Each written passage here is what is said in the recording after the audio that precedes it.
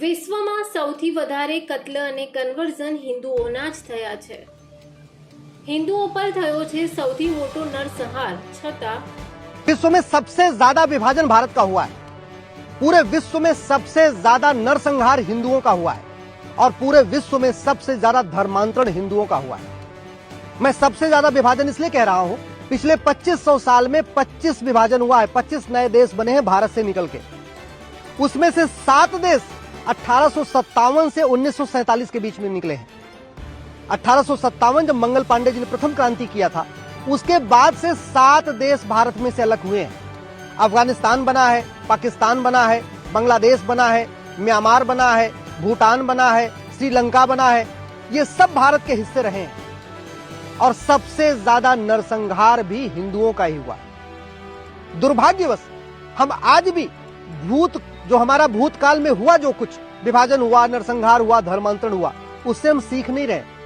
और अगर हम भूतकाल से नहीं सीखेंगे, वर्तमान में उसके अनुसार नीतियां नहीं बनाएंगे, तो भविष्य में फिर नरसंहार होगा, फिर विभाजन होगा और फिर भारत बटेगा। आज की डेट में 1000 बेटियां प्रतिदिन का शिकार हो रही हैं, 1000। उसमें बहुत सारी ऐसी हैं जो कन्वर्ट हो जाती हैं और बहुत सारी ऐसी भी हैं जिनको मार भी दिया जाता है।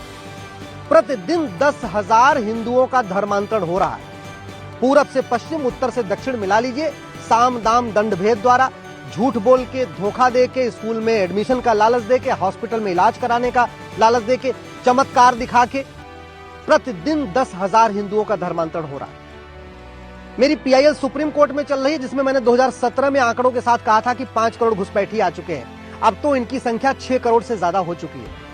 तो बहुत बड़ा एक जो डेमोग्राफी में बदलाव आ रहा है, वो लव के साथ साथ घुसपैठ कारण आ रहा है। इसलिए मैं बार बार कहता हूं, अगर हम घटेंगे तो हम कटेंगे, और पहले कट चुके हैं, पहले घट चुके हैं।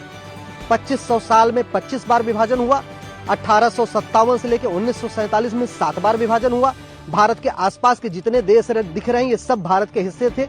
चाहे वो मालदीव था, चाहे लंका था, चाहे म्यांमार था, चाहे भूटान था, ये सब भारत के हिस्सा हुआ करते थे। आज सब टुकड़े टुकड़े में बट चुके हैं। पाकिस्तान भी भारत का हिस्सा था, टुकड़ा हो गया। बांग्लादेश भी भारत का हिस्सा था, टुकड़ा हो गया। और अब भारत के अंदर भी कई राज्यों में अलग राज्य, अलग देश बनाने की मांग शुरू हो चुकी है। तो कायदे से संसद पे चर्चा होनी चाहिए। डेमोग्राफी में बदलाव के ऊपर चर्चा होनी चाहिए। कठोर कानून का खौफ पैदा करना चाहिए। आखिर भारत में दंगा होता है, दुबई में नहीं होता। दुबई में क्यों नहीं होता? क्योंकि वहां भगवान राम का मंदिर भले नहीं है, लेकिन वहां राम नीति लागू है, भय बिन होय न प्रीत। दुबई में दंगा इसलिए नहीं होता, वहां भगवान कृष्ण का मंदिर भले नहीं है, लेकिन कृष्ण नीति वहां लागू है, सठे साठ्यम समाचरे। और हमारे देश में अलगाववादियों के मानवाधिकार की चिंता है, नक्सलियों के मानवाधिकार की चिंता है, मानवाधिकार की चिंता है, अलगाववादियों के मानवाधिकार की चिंता है, मिशनरियों के मानवाधिकार की चिंता है, ड्रग स्मगलर के मानवाधिकार, सबके मानवाधिकार की चिंता है, लेकिन भारत के भविष्य की चिंता नहीं है। दोष मुस्लिमोनो के सूता અને વંચાયેલા હિન્દુઓનો?